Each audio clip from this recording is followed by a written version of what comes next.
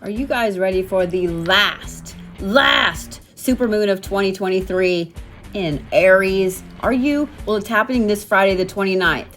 Let's chat about it. So first of all, I want you to take a gander at the planets that are going to be hanging out with this last supermoon, the harvest moon in Aries. You see that? You see that? It is Saturn, Jupiter, and Mercury. So first of all, let's have a chit chat about the full moon. First of all, this Friday is the last supermoon of 2023. We have spent a summer of fucking supermoons, just pow, pow, pow, pow, pow.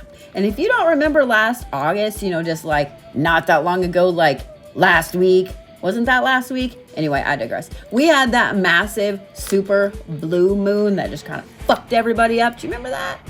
Well, this one's going to be almost as good. You want to know why? Not only is it the last supermoon, it is happening right after the fall equinox, the fall solstice, Maban, whatever you want to call it. It's also the harvest moon, meaning it's time to harvest all of the things that you have planted this summer, all of the manifestations, all of the good and all of the bad. Now let's talk about what the full moon is actually for and what is the best thing to do during a full moon. Read it right there. Let go of shit. Because the full moon illuminates all of the bullshit that's been going on that you need to go snip, snip, bye-bye, bitch. You need to cut it out.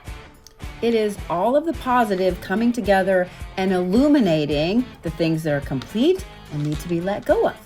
They also illuminate all the shit. Oh, but remember when I said it was in Aries?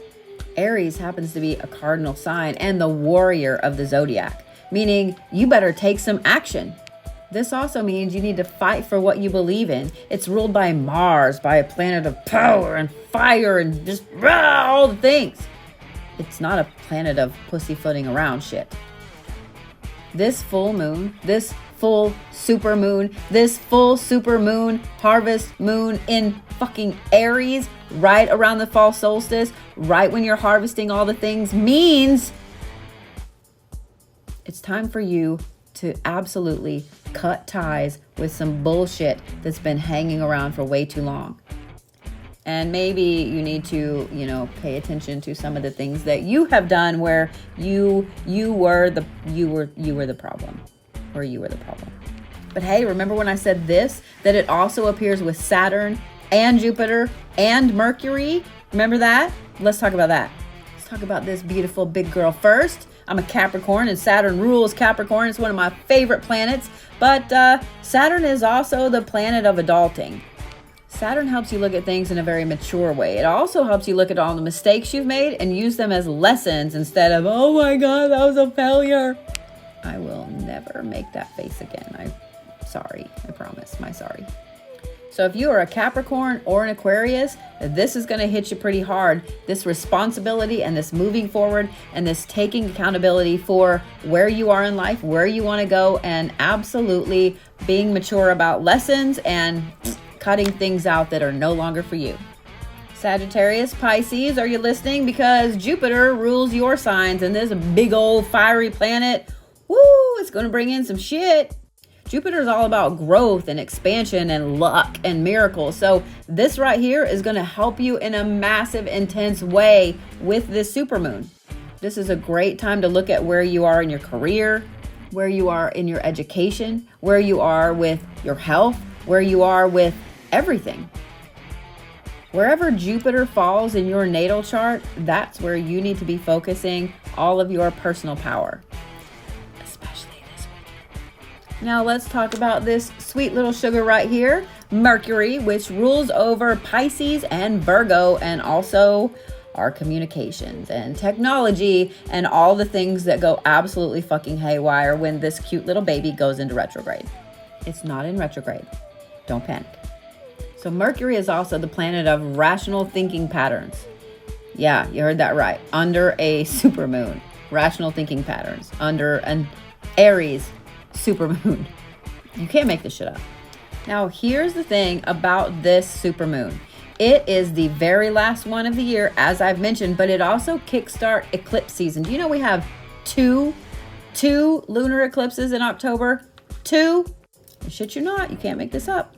Here's the other aspect about this moon that's gonna just fucking suck, and that's that it's bringing in a whole bunch of emotional bullshit.